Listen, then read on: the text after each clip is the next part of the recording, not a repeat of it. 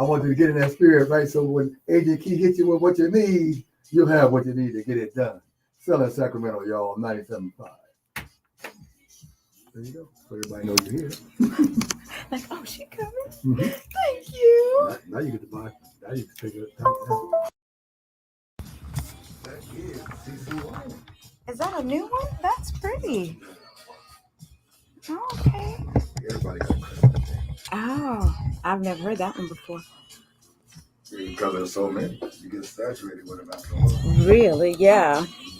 When Christmas comes around. Hey, you guys. I'm here. Woo.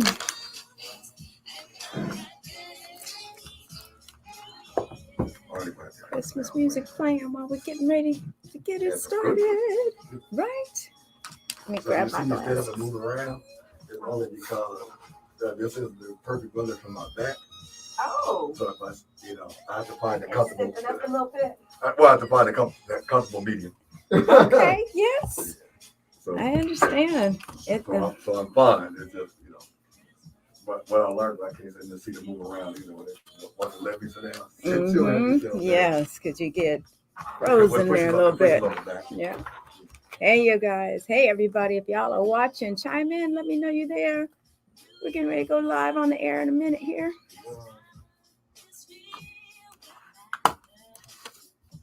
So, are you going to play anything off your laptop? Yeah. Nope. So we're good. Yep. Yeah, and we're good. Who? Come and show me what's wrong with Mike 3, so I don't know for now. Oh, okay. Took this over? Because I'm pretty sure it's just leading, it's probably the thing leading from here into the system. Okay. But I don't know how Marco set it up. So, oh. But he was here when he would, yeah, of course. So I really am just being in there. Okay. If you want to fade that out, I'm ready. Okay.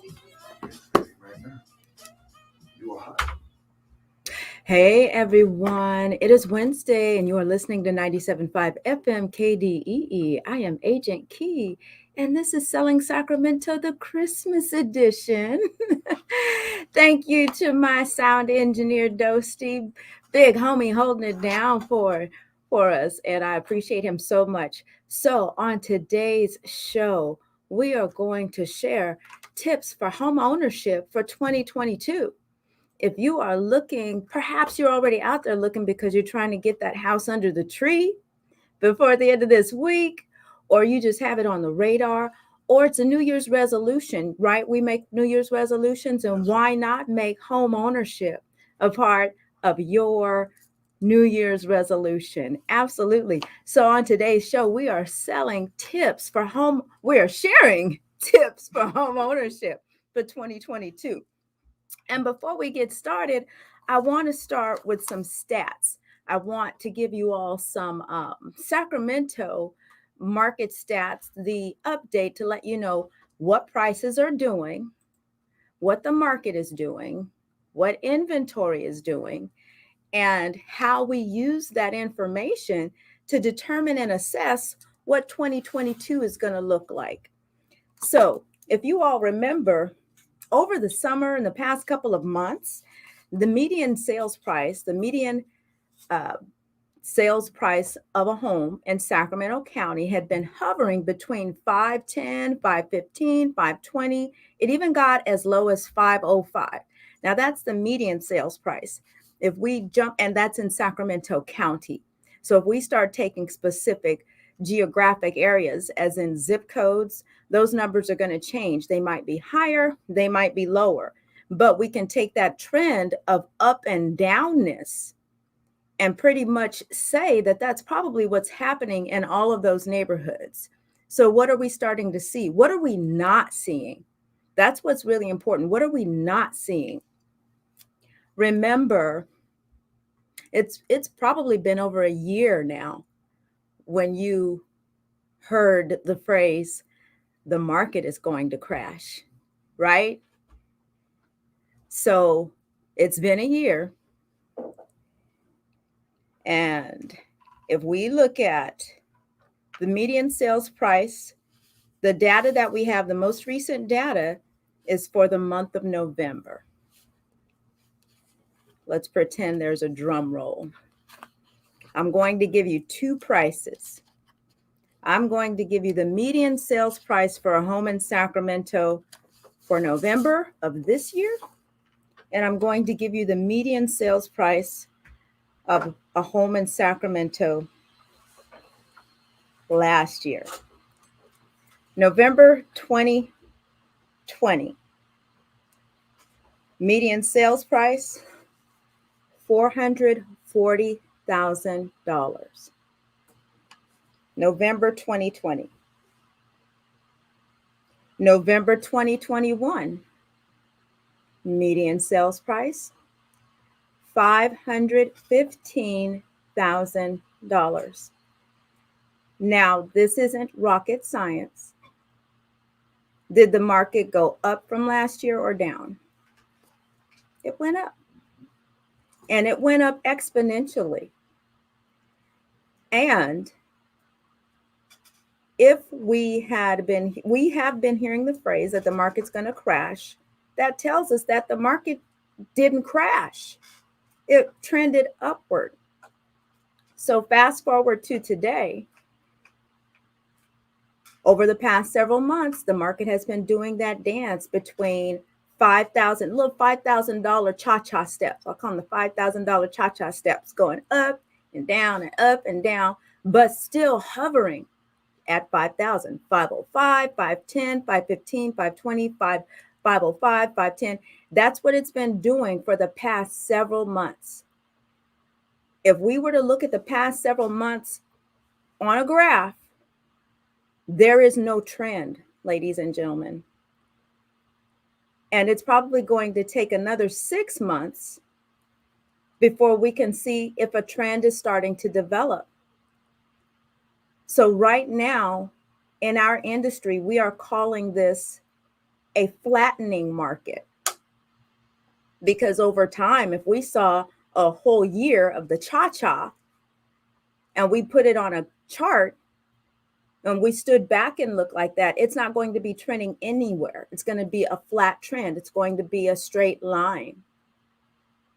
So we call that a flattening market.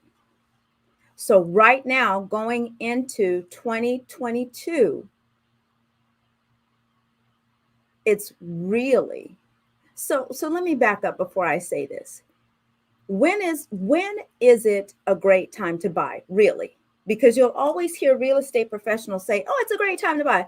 When the market's up, down, sideways, whatever, that real estate agent is probably going to tell you it's a great time to buy.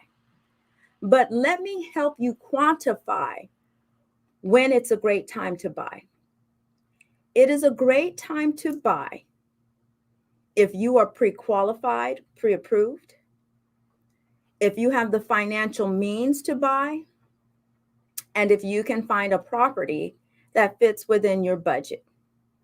If you can afford it, buy it. And why do I say that? Because historically, real estate trends up. It doesn't trend backward. When I say trend, I mean overall, over time. Real estate is one of those investment vehicles that will inevitably make you money. We would love to be able to make real estate purchases at points when you can say, oh, I got a really great deal. But the reality is that is not, those conditions don't exist all of the time.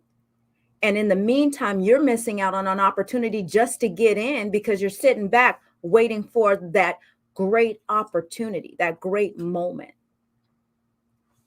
So you want to get in when you qualify,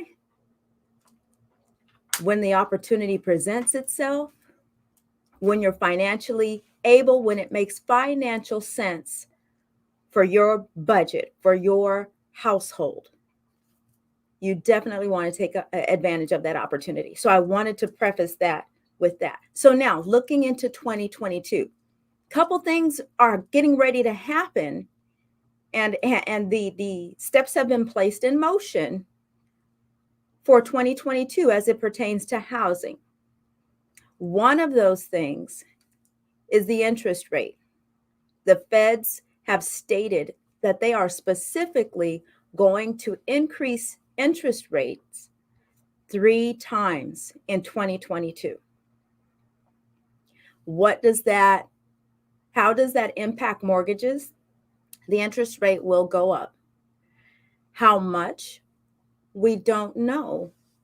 But don't fret, because it won't be some type of, and I have to be careful to say don't fret, because we're talking about the government. We never know what they're really going to do. But chances are the increase is not going to be something so drastic where it's going to push everybody out of the market.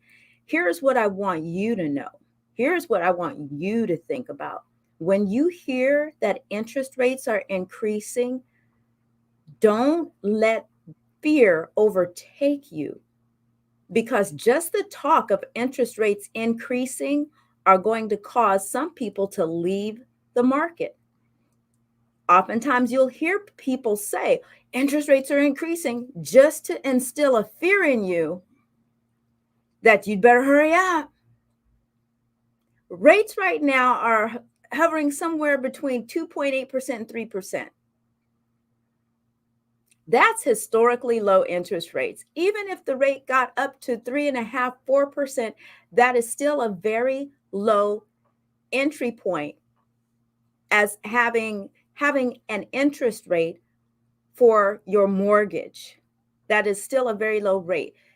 In 2008, when the market crashed, people were getting rates at 7%, 8%. Some, 12, 14%, depending on what their credit was looking like. And they were still buying homes at higher prices. By the way, we still have not reached the level of home pricing from 2008, where we are today. So just think about that as well. But again, back to interest rate. Don't fear when I tell you that they're increasing. Just be aware that they are. And here's the most important thing about when you hear interest rates are increasing. This is really what you want to pay attention to. The feds only increase the interest rate when they feel the economy is doing better. When they see jobless claims fall, when they see consumer purchases going up, when they feel like they don't have to price money so high. I'm sorry, not that they don't have to price. When they feel they have to lower the rate is when they feel they have to make money more affordable, because people won't buy. So they increase it when they see people have the flexibility to buy, and there's an opportunity for them to make more money on the money. So that's what you want to be aware of when you hear that interest rates are going up. Don't fear it, because like I said, 2-3% interest rate, 3-4% interest rate, you're still good. You're still good. As a matter of fact, the other thing that's happening this year is that we're going to start seeing inventory hit the market, especially around January, February, because you have individuals who, again, they're making New Year's resolutions. Let's wait until the beginning of the year to put that house on the market.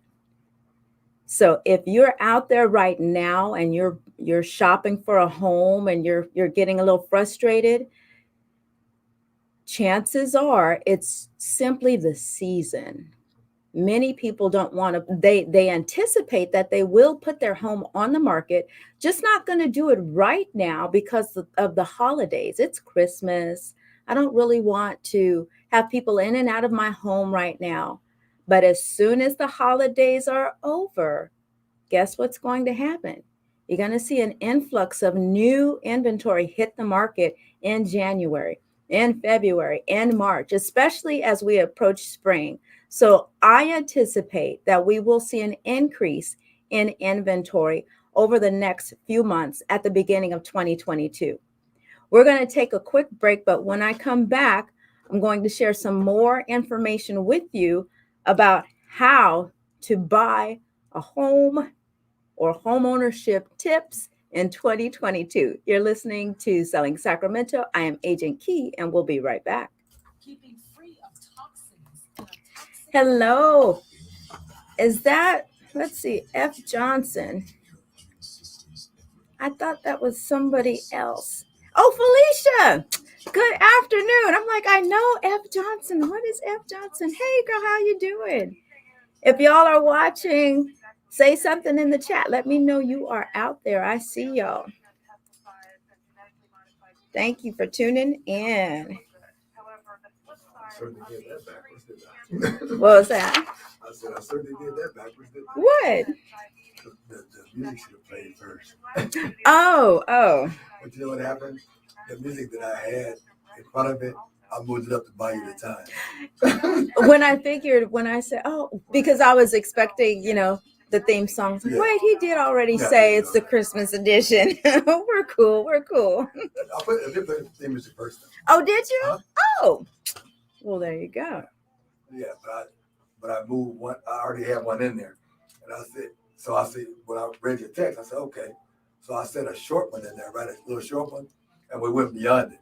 So the one I had to play, I moved it up to buy you some more time. And went, ding-a-ling, you didn't put anything back. But we're still okay. Okay. This was just played for like 2 minutes. Okay. All right. So the break time is still the same. Okay.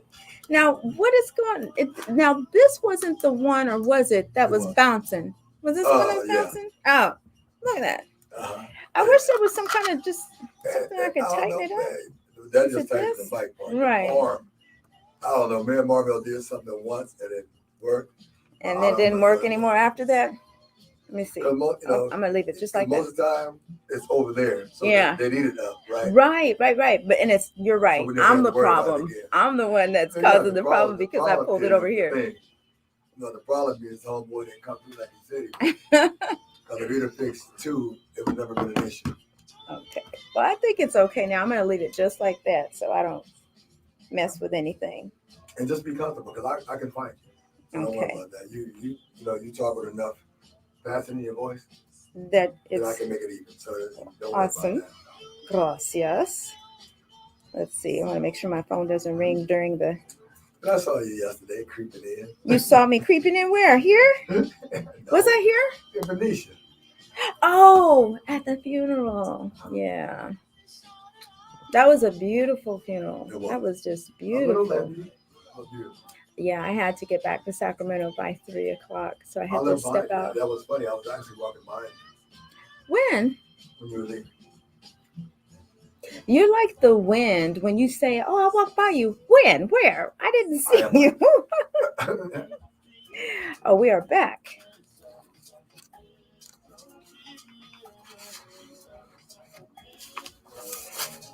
Hey, y'all, we are coming back from the break. Hey, everyone, we're back. You're listening to 97.5 FM KDEE. I am Agent Key, and we have tips for home ownership in 2022. Right now, I want to give you some tips. If you are listening and you are a real estate agent, you might really appreciate this. If you are a buyer and you're in the market looking to buy and you have an agent, you may want to take some copious notes because these tips may help you. They may help your offer get accepted. They may help your offer get seen. And so I want to share these tips with you, and I want to talk about them. So run and grab a pen and paper. If you are thinking about buying, write it down. Write these tips down. These are some tips that I personally use that help strengthen my buyer's offer as we go into 2022. There is still going to be competition. Even though we have some inventory coming on the market, there are buyers out there who are still competitive. I'm actually seeing a little bit of loosening of Bay Area buyers, but there's still competition out there. So take notes. These are some tips you may want to use to help strengthen your offer in 2022. Number one, present your offer as if you are giving and not taking. What do I mean by that? This is a seller's market. Even though it's tight for sellers too, in some regard, it is still a seller's market. So present your offer as if you have skin in the game, where you're coming and you're saying, here's what I'm willing to do. Here's how I'm willing to present a strong offer for you so that you will take this offer versus another buyer's offer. And a big example of that is the popular request for closing costs. Requesting closing costs was very acceptable back in the early 2000s because there was a ton of inventory. Houses were selling like hotcakes, and it wasn't necessarily a seller's market or a buyer's market. Everything was selling at all kinds of price points, at very high price points. So you could ask for closing costs. Whenever it's a buyer's market, you can always ask for closing costs. But when it is definitely a seller's market, you don't want to ask for closing costs.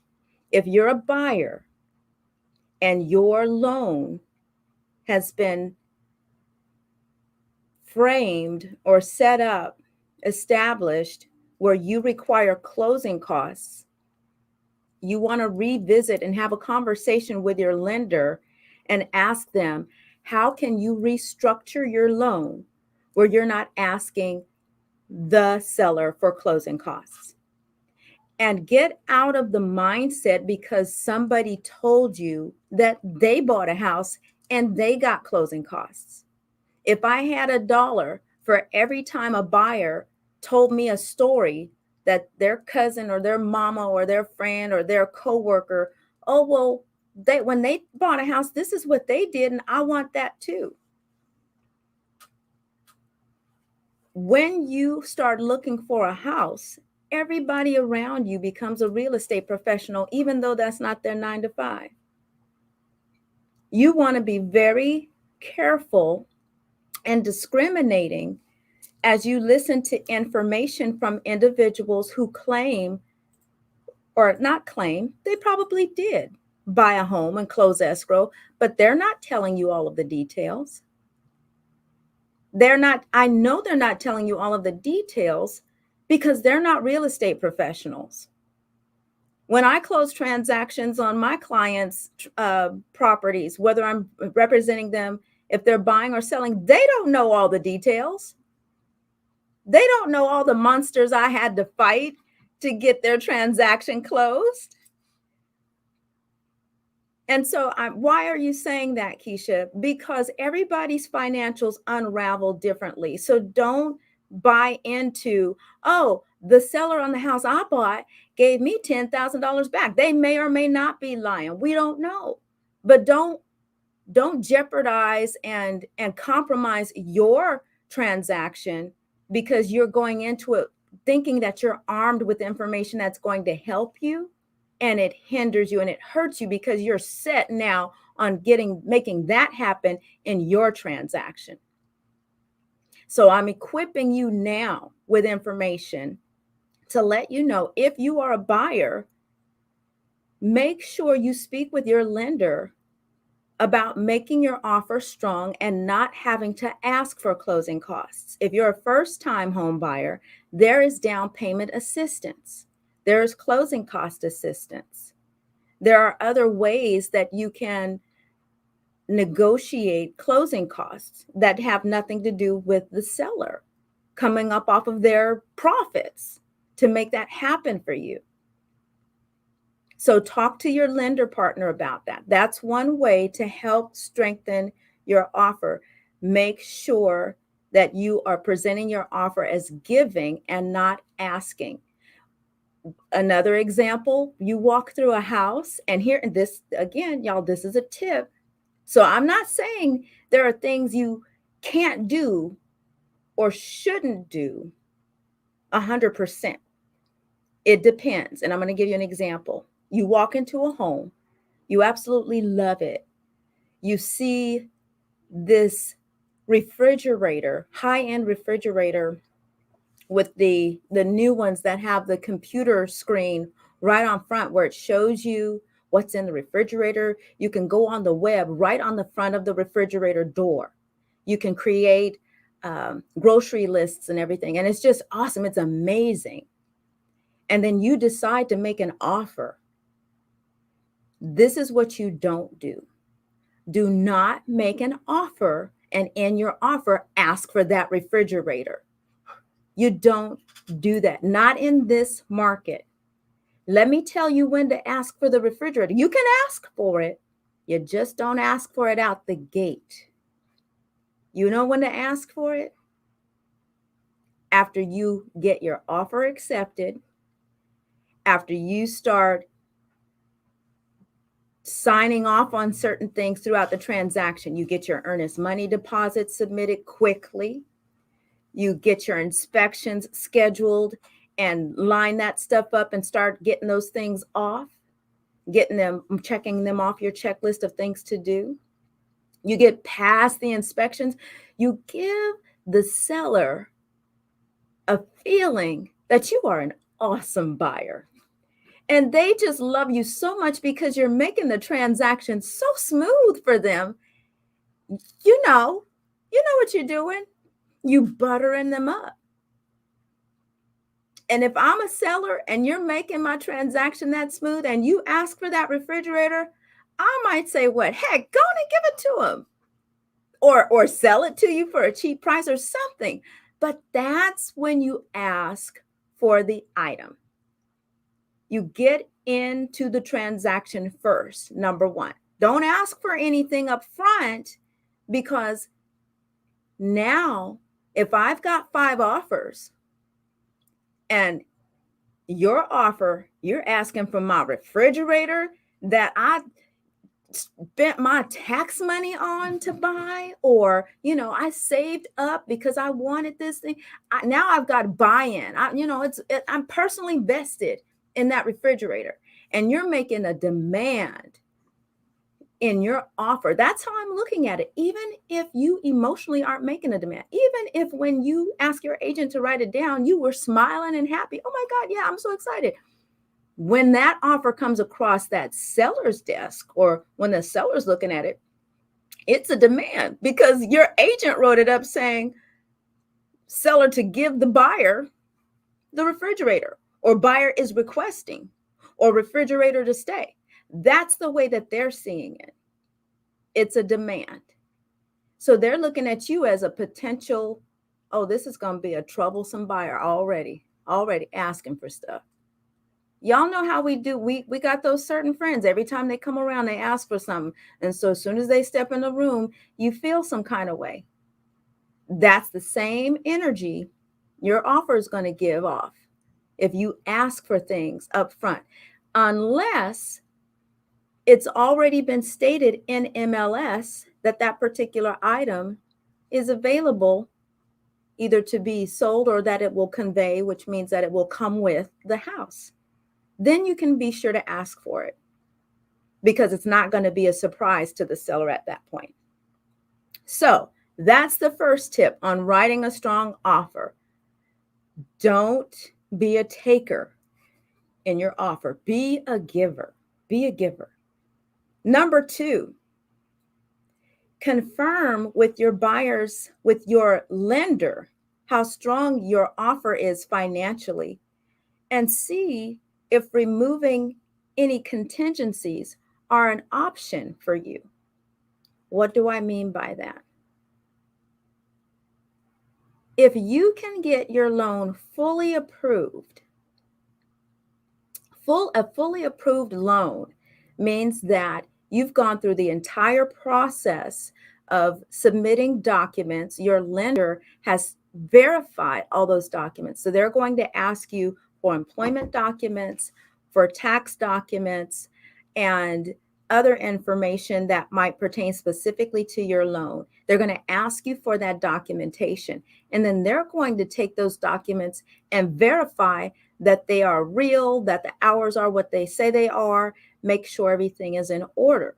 Once they verify, they're going to send your documents through an underwriting process where it's a second set of even more critical eyes. They're going to take a look at your package and see if you can truly meet the guidelines of the investor who they'll inevitably be selling your loan to, so that they can give you the loan.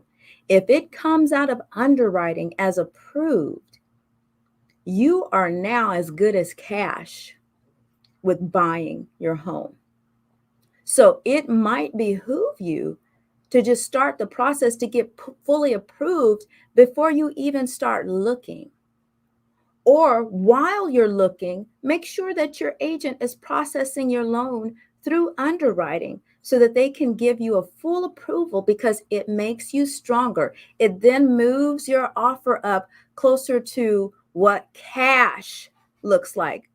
And the only thing that they'll be waiting for if your offer gets accepted is the appraisal and the time it takes to process the appraisal, which is just a couple of weeks. So now you've gone from needing a 30-day escrow to needing possibly a 21-day escrow or less. So if I'm a seller and I see this offer, this loan on this buyer's contract for a 30-day close, and then I see this other contract come over, it's a loan, but it's a 21-day close, and all of the other terms are identical, which one am I taking? Especially if on the 21-day offer, the loan is fully approved and all they're waiting for, which you want to make sure your agent is actually writing this down. The loan is fully approved. All we're waiting for, all we need to do is an appraisal. This is called a solid buyer. That is, yes, that's the way to go. That's the way to go. Third point, I'm keeping my eye on the time so we can try to get through all of these. I really want to help as many people as possible get into home ownership. Whether I help you, whether one of my counterparts help you, if there are other agents out there that you're working with, if you want to know whether or not I've had a transaction with them, there are a lot of good agents out there. There are a lot of good, the majority of agents out there, should I say, have very good intentions. And many times it's just that we don't know. But the other thing I like about the real estate community is that we do share information. For agents that are doing transactions over and over again, when we see each other, we know what to expect. And so it's a great community. Let me get to the third point. And I kind of went into this trying to get yourself fully approved before beginning your search, or make getting fully approved the goal. So if you are looking for property and you're not fully approved, make sure that that's something that your lender is working toward. But it takes two. So when your lender circles back to you and asks you for documents, you've got to be quick. There's a role that you play. If they've asked you for something and you've not given it to them, you have to understand that that's holding up your file. Most of my lender partners, they are very kind, very professional, and they're not going to browbeat you, but they will circle back to you many, many times. And then they circle back to me and they give me updates. Hey, Keisha, here's an update on so-and-so, so-and-so. You know, we've requested this document. They still haven't done it. You know, this is the third time that we've requested the document, set up an appointment with this person. You know, they didn't show up, or they showed up, but they didn't have the documents. That's on you. Don't let it be on you. Get them what they need, because it will be to your benefit. If they can get you fully approved, you have a stronger offer. It increases the possibility that your offer will be accepted if your agent makes the listing agent aware that you are fully approved. So that's the next step. So not only do you need to be fully approved, or not only is being fully approved a benefit, But you've got to have an agent that's communicating all of this information properly to the listing agent. I think I've shared before how many times I've seen offers come through my email, first of all, with nothing about the property address in the subject line. What is this email even about? So guess what happens to that? It goes into spam. And I find it like a day later or a month later. Or they send an offer over and there's no explanation. Hi, Keisha, attached is our offer on your client's property. Oh, that's how you go on to bat for me? If y'all knew how some of these agents go to bat for you, you'd fire them. And I know I just said a moment ago that there are some great agents, but remember, I also said that it's about sharing information and presenting yourself and, learning stuff properly and being able to use what you learn. Agents, if you're listening, don't just send an offer over without putting the property address in the subject line and saying something like offer attached in bold letters so that it stands out from the clutter and flurry of emails that the agent is probably already receiving. Secondly, in the body of the email, highlight the main points of your client's offer that stand out. If you have reduced contingencies, say that in a bullet. If it is a price above the list price, say that.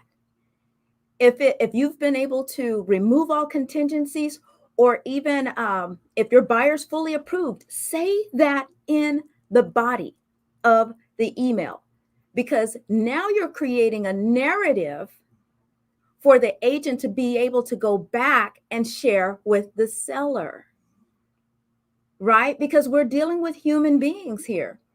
Y'all are assuming, we all are assuming that the listing agent is receiving all of these offers and they've got a system or a process in place where they're reading through every single offer, all of the details, and they're sitting down with the seller and they're going over every offer. It is not happening like that. It's not happening like that. Unfortunately, how we operate our businesses cannot be structured, or there is not a one size fits all method on how we operate our businesses. Otherwise, we wouldn't be independent contractors. There are best practices that are out there, and a lot of agents employ them, but you have to make the assumption that you might be dealing with the worst agent, the one who's probably not even realizing that they now got to take this offer and share it with the seller and that there's a time frame. So then the other thing your agent should be doing is calling the agent, letting them know, hey, I sent you an offer, texting the agent, letting them know I sent you an offer. I do all three methods: email, phone call, and text, until I get a response. Can you please confirm receipt of our offer?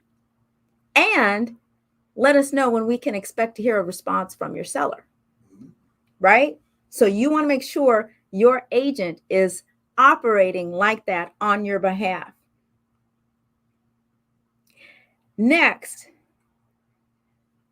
recommend removing the appraisal contingency if your agent has done their due diligence conducting comps and you're offering fair market value. And I want to say or more with a caveat. What are you talking about, Keisha? What's a contingency? What are comps? Fair market value? Huh? A contingency is a condition that has to be met before you agree to move forward. If the condition is not met, it's a protection actually for you to say, well, no, that's not to my liking. We're not moving forward. We're going to cancel. And there's a certain time frame attached to these contingencies. So there's an appraisal contingency. By default, the appraisal contingency is 17 days. So if you can get the appraisal done, not you, but your lender will request an appraiser go out and appraise the property because they're doing it for their own benefit. It's their asset that they're lending you money for. So they want to make sure what's this thing going to be worth. So if they can get that appraisal done sooner than 17 days, that's great. But this point about removing the contingency comes in because if you have an agent that knows how to really run comps, the numbers will show you what houses in the area similar to the one you're purchasing, what they're selling for. So if your offer is for $450 on this 3-bed, 2-bath, 1,800 square foot home, and your agent runs comps and it shows last month or within the past 6 months, several homes selling for around $455, maybe one that wasn't as in good condition that sold for $420, maybe one that was newly renovated with, who knows, a swimming pool in the back that sold for $470. And here's your offer at $450. Chances are that home probably will appraise or come in at that $450 value. That's a huge risk, huge risk. But the other part of that is if you have some extra cash, then you're also prepared. You can you can structure your offer to say that you're willing to pay a difference between the appraised value and the price that you're offering.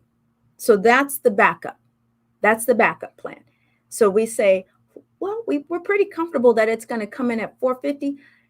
Let's remove the loan contingency, but we will pay up to $5,000 between the appraised value. That's what we have, if it doesn't come in at that. So if it comes in at $440, which would be crazy, right? Because we just said the comps were at $455 and what have you. But if it comes in at $440, then the seller is saying, okay, if I accept this offer and the appraisal comes in lower, if it comes in at $440, then we know we're going to get $445 because they're willing to pay $5,000 cash difference. That's a tactic. That's a strategy. That's something that your agent is probably familiar with, but it's definitely a way up front to make your offer stronger.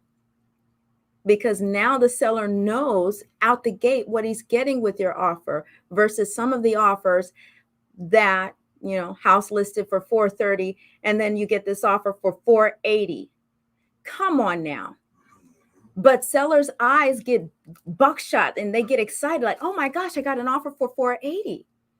And I'm looking at this FHA loan where they're doing down payment assistance.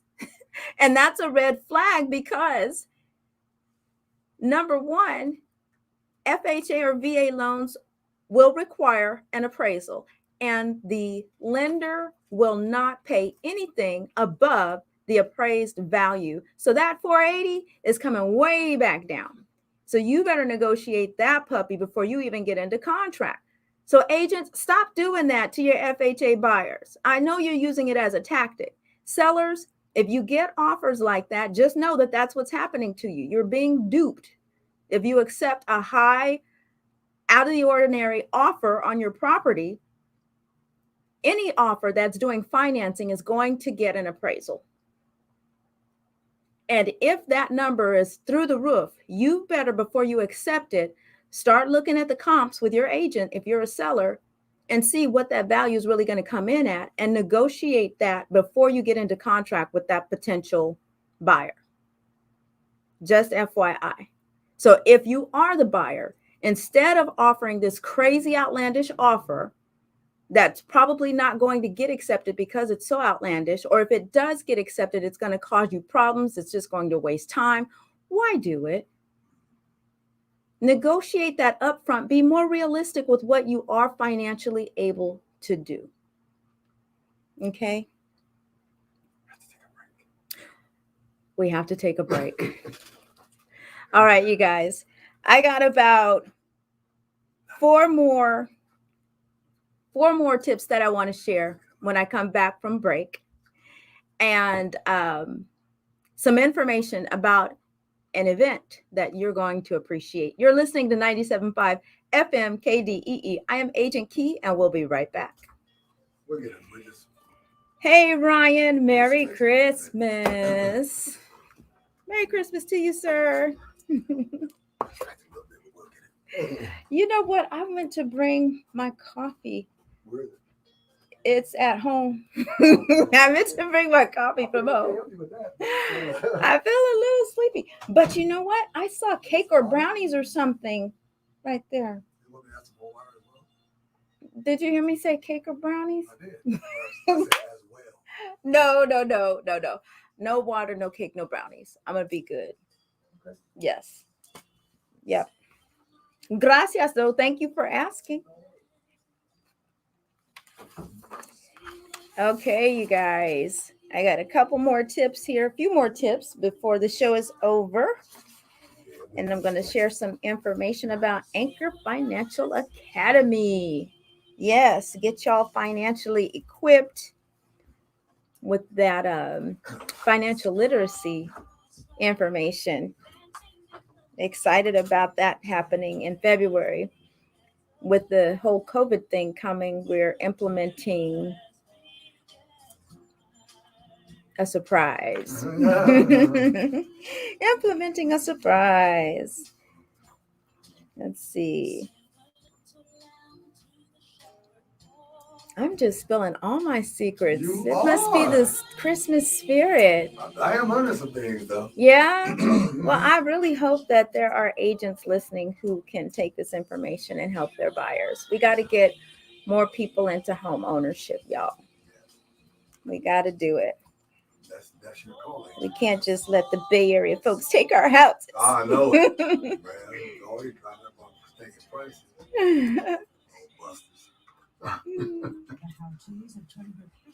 Oh, you're welcome, Miss Dina.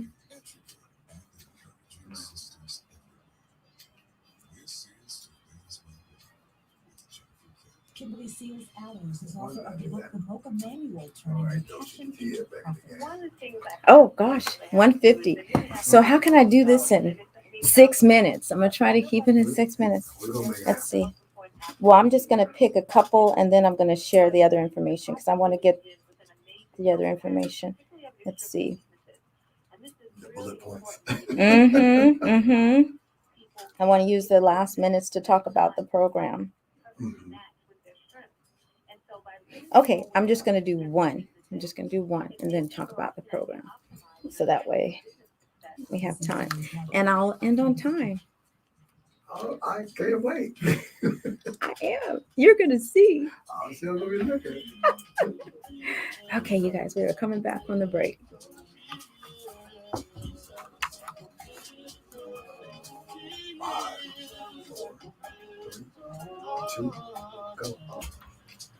Hey everyone, we're back. You're listening to 97.5 FM KDEE, tips on home ownership in 2020-22, which is in 2 weeks. Can you believe it? So I'm going to give one more tip. I said I have 4 more to go, but I now have less than 5 minutes and I really want to share this event with you guys. So I'm going to give one more tip. Then I'm going to share the information about the event.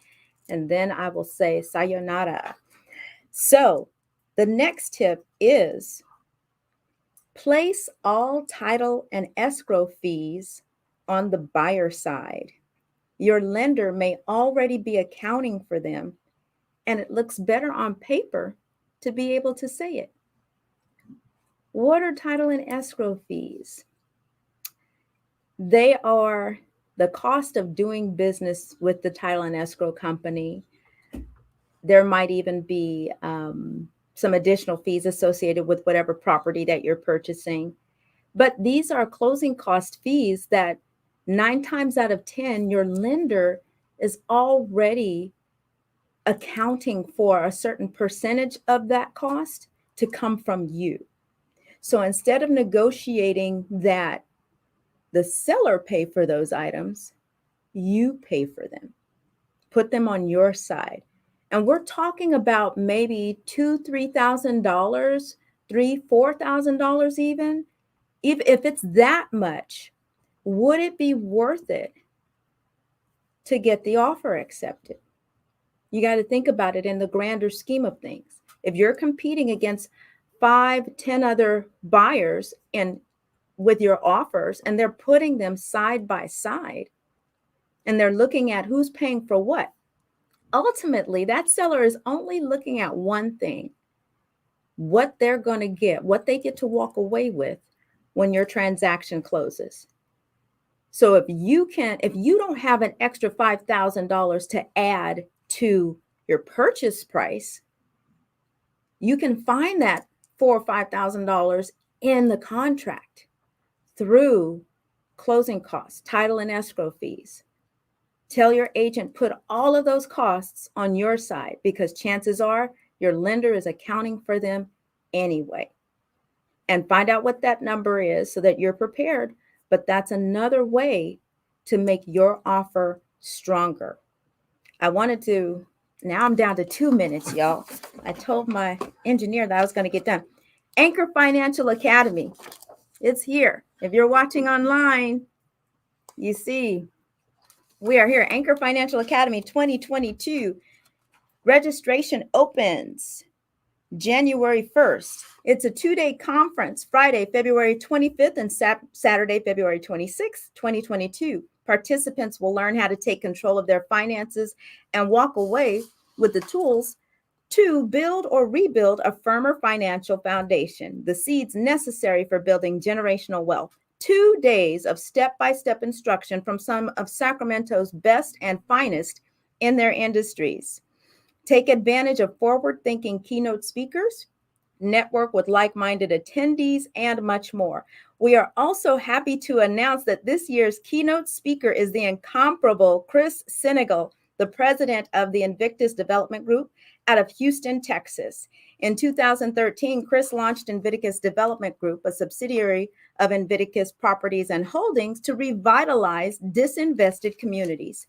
His projects have been featured in several news outlets, highlighting how he successfully brings moderately priced single-family development back to communities that once thrived without the typical displacement, right? And that's what we want to see. We want to see reinvestment in our communities. We want to see our communities revitalized without displacement.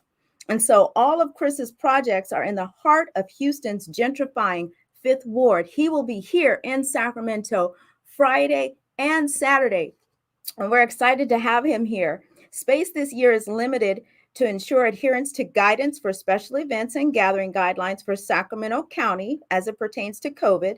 Masks will be required for entry. So we're encouraging participants to register early for a unique and inspiring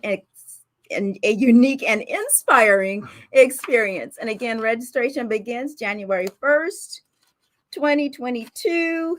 Go to anchorfinancialacademy.org, anchorfinancialacademy.org for more event details. I am Agent Key. And remember, if you are doing what you were created to do, I will see you at the top. Woo! 156. I mean, there's some extra change, but, Hey, but 156. I was going to keep going too. And I was like, no, I'm at 156. You know what? I got the nerve to be laughing at you, but that shouldn't even be playing right now. I like that. White Christmas. No, I say that because the PSA should be playing. Right Oh, the now. PSA. Uh-oh. Don't get in trouble on my account. Okay, you guys. Thank you for tuning in. I'll see y'all next week. Oh, as a matter of fact, next week. Oh, yes, I will. I'll see you next week. Bye now.